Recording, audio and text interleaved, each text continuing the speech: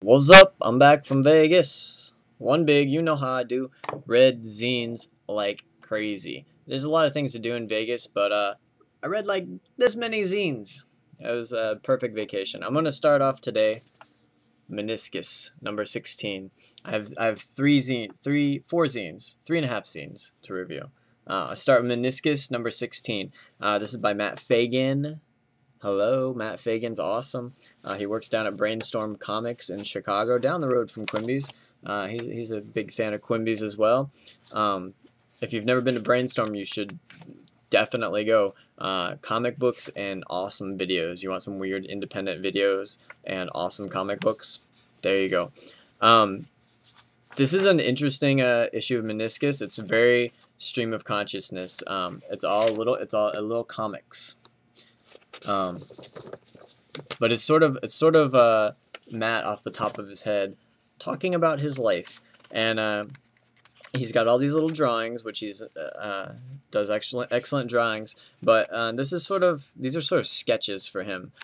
It's sort of quick. It's sort of like, and then this happened, and then this, and this is what I thought about my life, and it's sort of him going over things in his mind, trying to like work out, work through trying to get inspired, trying to figure out what he's doing with his life, all that sort of stuff. Towards the end, he's mostly talking about work and Brainstorm Comics and how it's like an awesome job, and he's very thankful for it. It's fun. It's funny to read. If you know Robert or Matt or any of the people that work at Brainstorm, it makes it better. But even if you don't know them, it's still like a good read. $3. I'll put a link to his website. You can check it out. Go Matt, you're awesome. I love you. Moving along. Oh, Mr. Ben sent me this a long time ago, and I'm just now getting around to it. Turns out he's from West Bend, Wisconsin. I thought he was from West Bend, Indiana. I never heard of West Bend, Wisconsin. Apparently it's there. I was going to ask him if he knew Erin K. Drew, but she's in West Bend, Indiana. It turns out, also a split. That's why it's sort of 3 reviews, sort of 4 reviews. Shoot darts at the screen number 1, Kid Cut Bank number 1, split zine. It works well as a split zine, similar writing styles, similar layout styles. A lot of this kind of, yeah. Oh, that's a cool drawing. Oh my god! I like the layouts, I like the writing, I like that picture of dolphins. I like that it's sewn for the binding. They use a sewing machine. I love that. I've never done that. In all my years of writing zines, I've never used a sewing machine. It's sort of one page is a story about this, the next page is a story about that.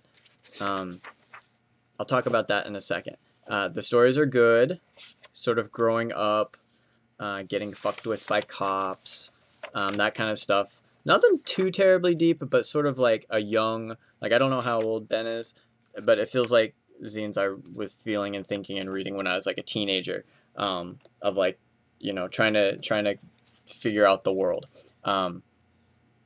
Good though, good. I hope that didn't sound like an insult. It's good.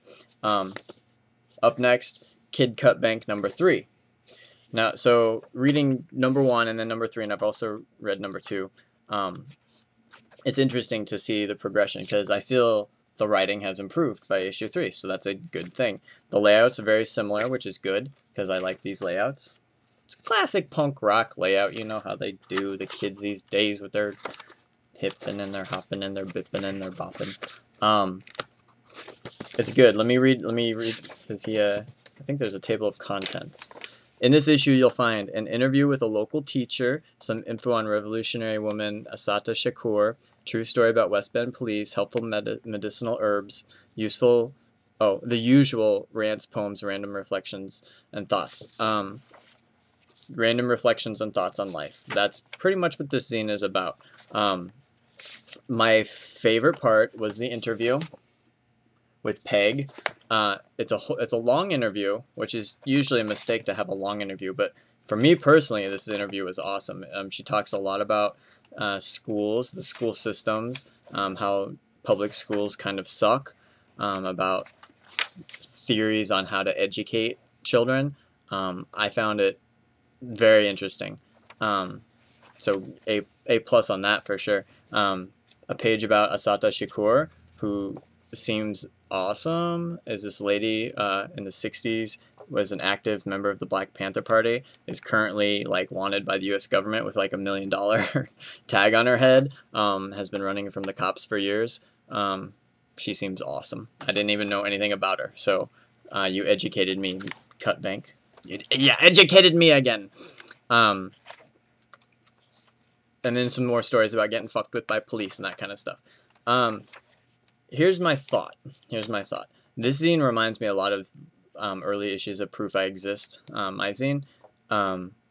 There's a page about this, and then a page about this, and then all these events happen in a person's life. And when you're writing a zine, that happened. I got fucked with by cops. I got to write about this.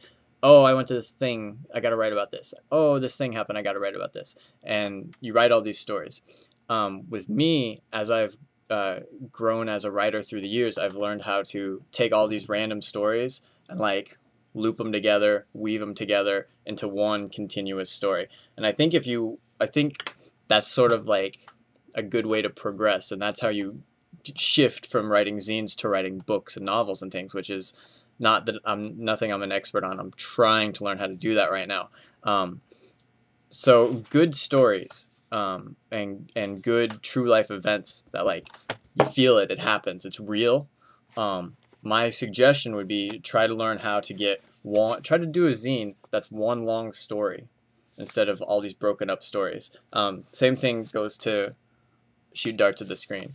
And these are issue ones. Okay, these are better than any issue 1 I've ever done, so I'm definitely not dissing anybody. They're good zines, they're worth reading. But my suggestion to any zine writer out there, try to get a continuous flow going and weave all those stories together. It keeps people drawn in more, as opposed to like you're thinking about this story and then you turn the page and you have to like shift your mind into a new thought process for a new story. Try to keep them in one thought process through the whole zine. That's my suggestion. I love everyone who ever has done a zine. Keep it up, and I will talk to you later.